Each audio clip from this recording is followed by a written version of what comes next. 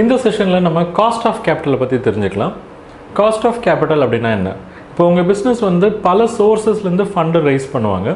Okay, and இதில் எந்த சோர்ஸுமே வந்து ஃப்ரீ கிடையாது. அதாவது நீங்கள் வந்து ஈக்விட்டிலேருந்து ஃபண்டு ரைஸ் பண்ணலாம், இல்லை பேங்க்லேருந்து லோனாக ரைஸ் பண்ண முடியும், பேங்க் லோன், இல்லை சப்ளையர்ஸ்கிட்ட இந்த ட்ரேட் கிரெடிட் அப்படின்னு சொல்லுவோம். ஸோ ட்ரேட் கிரெடிட்டாக ரைஸ் பண்ணலாம், இல்லை டிபென்ச்சர்ஸாக ரைஸ் பண்ணலாம், பாண்ட்ஸாக ரைஸ் பண்ணலாம். இல்லை என்னென்னா இதில் எந்த ஃபண்டுமே வந்து ஃப்ரீ கிடையாது. ஒவ்வொரு ஃபண்டுக்கும் வந்து ஒரு காஸ்ட் இருக்கும்.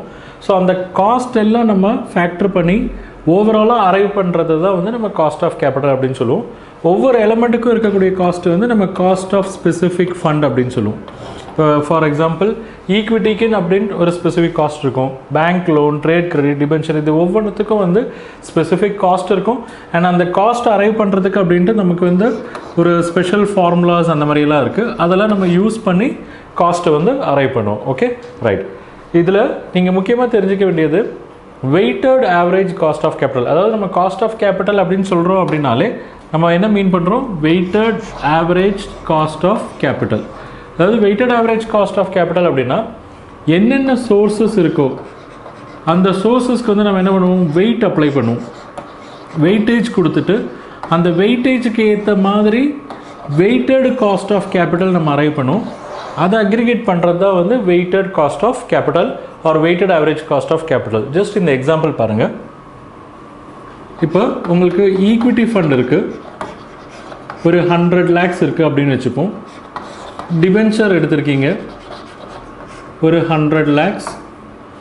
அப்புறமா ஒரு ப்ரிஃபரன்ஸ் ஷேர் கேபிட்டல், அதுவும் 100 lakhs. நான் வந்து அண்டர்ஸ்டாண்டிங் கொஞ்சம் சிம்பிளாக இருக்குன்றதுக்காக எல்லாமே 100 lakhs அப்படின்னு டினாமினேட் பண்ணுறேன்.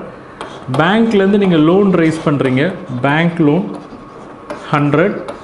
சன்ட்ரி கிரெடிட்டர்ஸ் வந்து உங்களுக்கு கிரெடிட் தராங்க, ட்ரேட் கிரெடிட் 100. ஸோ ஓவராலாக நீங்கள் எவ்வளோ பாரோ பண்ணியிருக்கீங்க? 500 lakhs. இதில் நீங்கள் பார்த்துட்டிங்கன்னா 5 டிஃப்ரெண்ட் சோர்ஸ்லேருந்து நீங்கள் ஃபண்டு ரைஸ் பண்ணியிருக்கீங்க.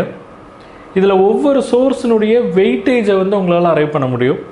ஈக்விட்டி பாருங்கள், equity out of total fund, அதாவது 100 அவுட் ஆஃப் 500 அப்படின்னு பார்க்குறப்ப உங்களுக்கு வெயிட்டேஜ் எவ்வளோ வரும்? 20% இல்லையா? ஸோ இதை நான் அமௌண்ட்டுன்னு எழுதிடுறேன். இங்கே வெயிட்டேஜ் 20%. டிபென்ச்சர் 100 அவுட் ஆஃப் 500, அதுவும் 20%. அப்படி பார்த்தீங்கன்னா எல்லா ஃபண்ட்ஸும் உங்களுக்கு எவ்வளோ பர்சன்டேஜில் வருது, எவ்வளோ வெயிட்டில் வருது? 20%. ரைட். ஸோ இதுதான் வந்து வெயிட். வெயிட் எப்படி நம்ம அரைவ் பண்ணுறோம்? பேசிக்கலி இது ப்ரொப்போர்ஷன் தான். 100 out of 500, 100 out of 500. Okay, இது அமௌண்ட் மாறுறப்ப இந்த பர்சன்டேஜஸும் மாறும். ஓகே, இதுக்கப்புறம் என்ன பண்ணுவீங்க? இந்த ஒவ்வொரு ஃபண்டுக்கும் ஒரு காஸ்ட் இருக்குது அப்படின்னு சொன்னேன் இல்லையா? ஸோ அந்த காஸ்ட் எடுத்துப்போம்.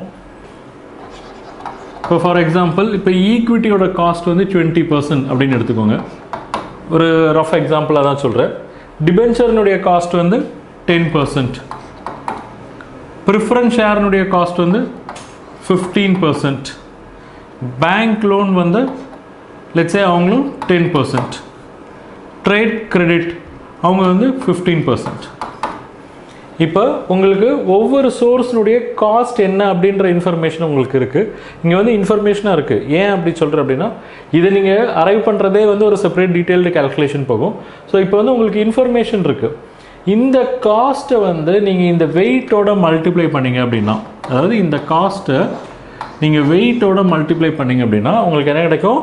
Weighted cost of capital, WCC, weighted cost of capital. பாருங்கள், 20% காஸ்ட். ஓகே, அதனுடைய வெயிட் எவ்வளோ?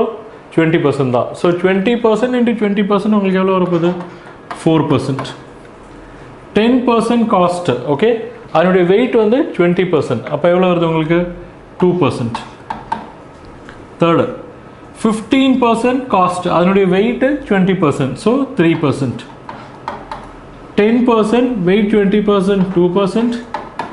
15% வெயிட் 20%, ஸோ 3%. இப்போ இதெல்லாம் நம்ம டோட்டல் பண்ணுவோம். 4 + 2 6, 6 + 3 9, 9 + 2 11, 11 + 3 14. ஸோ என்ன இருக்குது? 14%. ஸோ இதை தான் நம்ம என்ன சொல்ல போகிறோம்? Weighted average cost of capital. அதாவது இவங்க வந்து 500 வந்து மொபிலைஸ் பண்ணியிருக்காங்க, 500 lakhs. இதுதான் வந்து ப்ரொப்போர்ஷன்.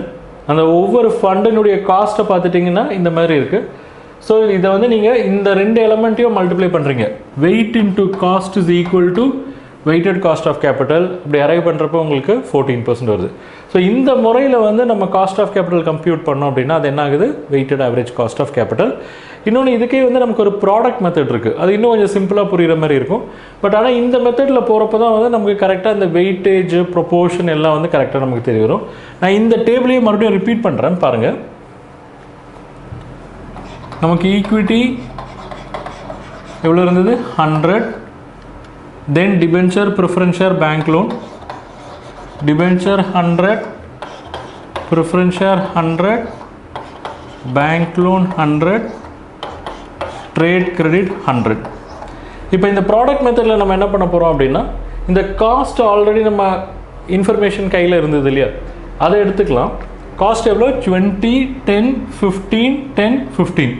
Okay, so cost 20%, 10%, 15%, 10%, 15%. இப்போ நான் என்ன சொன்னேன், இது ப்ராடக்ட் மெத்தட் இல்லையா? ஸோ ப்ராடக்ட் மெத்தடில் நம்ம என்ன பண்ண போகிறோம்னா, இந்த அமௌண்ட்டையும் காஸ்ட்டையும் மல்டிப்ளை பண்ணலாம். Okay, amount multiplied by cost. இது வந்து உங்களுடைய சோர்ஸ் அமௌண்ட் எவ்வளோ இருந்தது? டோட்டல் 500. 500. ஓகே, இப்போ பாருங்கள், each and every case amount into cost percentage போட்டிங்கன்னா உங்களுக்கு என்ன வர போகிறது? Cost of funds. 100 multiplied by 20% எவ்வளோ வருது உங்களுக்கு? 20. 100 into 10%, 10. 100 into 15%, 15. 100 into 10%, 10. 100 multiplied by 15%, 15. So இதெல்லாம் நம்ம டோட்டல் பண்ணுவோம். 20, 30, 40, 45, 55, 60, 70. ஓகே, இப்போ உங்களுக்கு டோட்டல் காஸ்ட், அதாவது நீங்கள் இவ்வளோ ஃபண்ட்ஸ் ரைஸ் பண்ணியிருக்கீங்க 500, அதுக்கு பலதரப்பட்ட காஸ்ட் இருக்குது. இந்த எல்லா காஸ்ட்டையும் நீங்கள் டோட்டல் பண்ணிங்க அப்படின்னா உங்களுக்கு எவ்வளோ வருது? 70. இந்த 70ன்றது உங்களுடைய காஸ்ட்டு. எதுக்காக? நீங்கள் 500 பாரோ பண்ணதுனால. ஸோ நான் இங்கே எழுதுகிறேன் பாருங்கள். காஸ்ட்டு 70, டோட்டல் ஃபண்ட்ஸ் எவ்வளோ? Total funds 500. ஸோ இந்த 70 அப்படின்றது 500 நீங்கள் ரைஸ் பண்ணதுனால. ஸோ இதை நான் காஸ்ட்டாக எக்ஸ்பிரஸ் பண்ணணும் அப்படின்னா 70 divided by 500 multiplied by 100. Okay, so என்ன வருது உங்களுக்கு? 14%. ஸோ இதை வந்து நம்ம overall cost of capital KO அப்படின்ட்டு ஷார்ட் ஃபார்மில் சொல்லுவோம். ஸோ நான் ப்ராடக்ட் மெத்தடில் கம்ப்யூட் பண்ணப்போ எவ்வளோ இருந்தது? 14%.